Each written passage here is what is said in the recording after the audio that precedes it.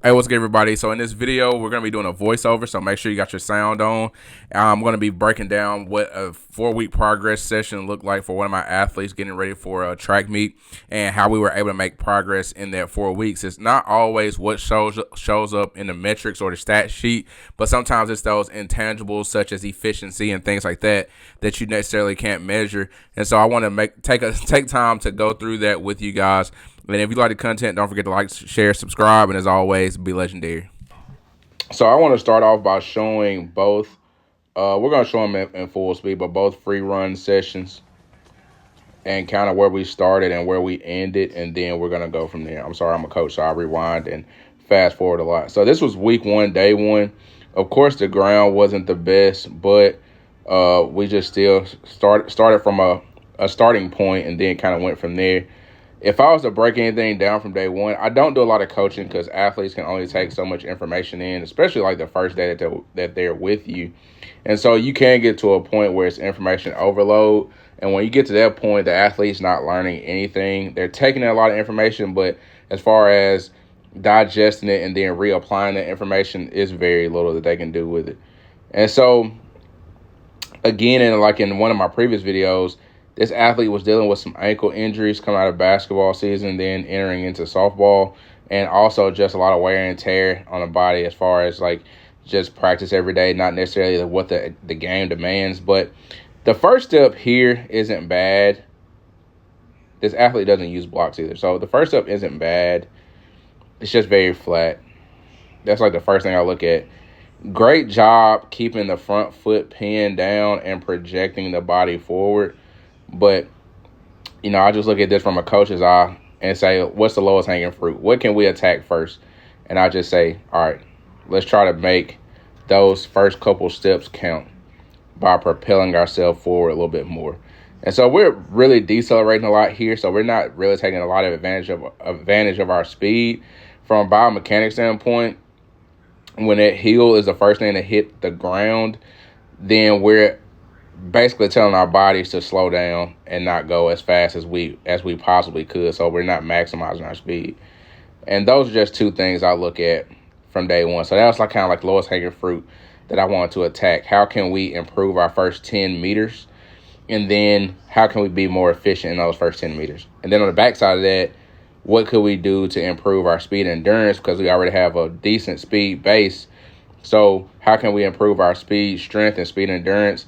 We also introduce sleds, which I'll do that in another video, not this video necessarily.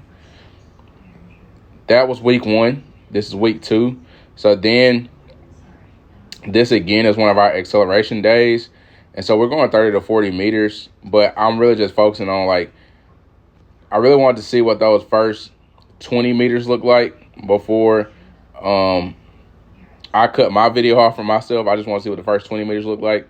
And so we introduce things using cones as cues, visual cues, and visual restraint within our drill, the context of our drill, and where we want to land and where we want to try to get our stride length to. And so when we're doing that, we're able to cue the athlete, this is where I want you to land and this is where I want you to be. But it's also informing that athlete on this is where I want you to push out to as well. That way we make our steps count. And so week 2, this is what it looked like, full speed, my bad. So you can see coming out of that, we're a little bit better. And you can see this athlete's turnover. This is a drier day, and we did not have a track. So people that say you need everything, hey, you got to work with what you got, all right? Got to work with what you got, baby. Got to work with what you got. So, like I said, this athlete still kind of flat coming out, but we're getting better with our turnover. And those wickets are just helping us. Again, we got them flipped because you can see when this athlete's feet clear, because we're not getting that much time in the air, it's no point in having that wicket turned up right. Because even if it was 6 inches, we're going to clear all those by kicking them. And if they were above that 6-inch mark, again, we're not getting enough foot clearance to just to at this standpoint, 2 weeks in, to really introduce that. We're kind of fast pacing this and fast forwarding the process in this regard. So that was week 2. Then we got to week 3. We took the restraints away, visual restraints away, and we let the drill be free. We're getting better. So I want y'all to watch these first 3 steps. keeping that foot pinned down. And now you can see some, it's kind of hard to see, but you can see some clearance with the heel.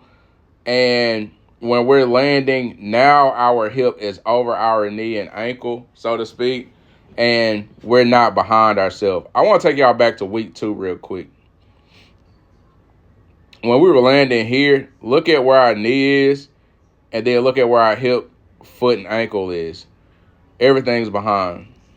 And so we were able to get here week 3, and now we're landing, pushing.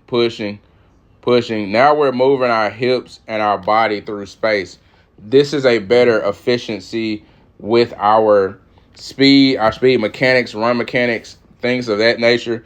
This is better orientation of that. And so now we're in the mode of we can pick up some speed. And I was working with this athlete 3 days a week, and so we were able to kind of fast forward a lot of this process. Now this is race week leading up to it. Hey, only thing I'm gonna say about this video is we did break a PR this week. So we got up to 17 miles per hour for this athlete, and we were able to boost it by 1 mile per hour and do some other great things. In this rep, I hated that the athlete didn't keep her foot pinned down, but I love the fact that everything is going forward when we start. And then look at, again, where we are. Everything is in line when we land. Everything is under itself when we land. So we're pushing more. So now when we push with our foot's able to do more work by pushing us forward. And look at that air time that we're getting.